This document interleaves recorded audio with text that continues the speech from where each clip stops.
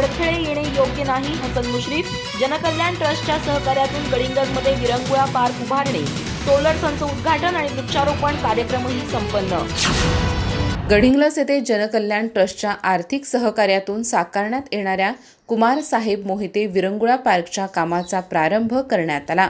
यावेळी सरस्वती नगर येथे सोलर संचाचे उद्घाटन आणि हरित शहर उपक्रमांतर्गत वृक्षारोपण कार्यक्रमही पार पडला. या संयुक्त कार्यक्रमात महाराष्ट्र राज्याचे वैद्यकीय शिक्षण आणि विशेष सहाय्य मंत्री नामदार हसन मुश्रीफ यांनी विकास कामांमध्ये अडथळे येणे योग्य नसल्याचे स्पष्ट करत नगरपालिकेच्या प्रशासक काळातील कामकाजावर नाराजी व्यक्त केली. कार्यक्रम विद्यानगर येथे पार पडला असून जनकल्याण ट्रस्टचे अध्यक्ष श्रीपाद हळबे अध्यक्षस्थानी होते.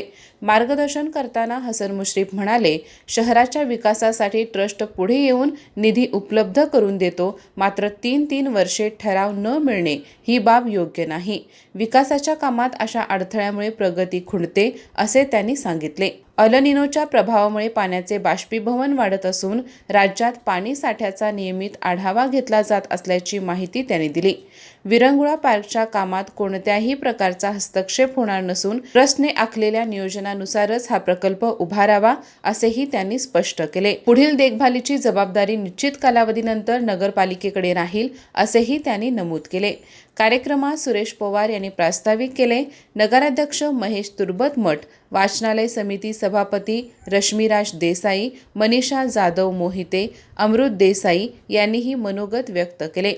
उपनगराध्यक्ष महेश सलवादे, बांधकाम सभापती रामगोंडा उर्फ गुंडू पाटील, महिला व बालकल्याण समिती सभापती अरुणा कोलते, नगरसेवक अमर मांगले, प्राध्यापक बीना कुराडे, उदय जोशी, किरण कदम, प्राध्यापक किसनराव कुराडे, राजेंद्र गड्डणावर, मुख्याधिकारी देवानंद ढेकळे आदी उपस्थित होते. सूत्रसंचालन सुरेश दास यांनी केले तर आभार DV चव्हाण यांनी मानले. दरम्यान अध्यक्षीय भाषणात श्रीपाद हळबे यांनी प्रशासक काळात 3 वर्षे प्रलंबित असलेले काम लोकप्रतिनिधी आल्यानंतर 4 महिन्यात पूर्ण झाल्याचे सांगत हे लोकशाहीचे प्रतीक असल्याचे नमूद केले. ट्रस्टच्या वतीने 10 जूनपर्यंत तारांगण उभारण्याचे नियोजन असून ग्रामीण भागातील विद्यार्थ्यांनाही याचा लाभ देण्याचा प्रयत्न केला जाईल असे त्यांनी स्पष्ट केले. अधिक माहिती आणि ताज्या घडामोडींसाठी आजच आमचे चॅनल सबस्क्राईब करा.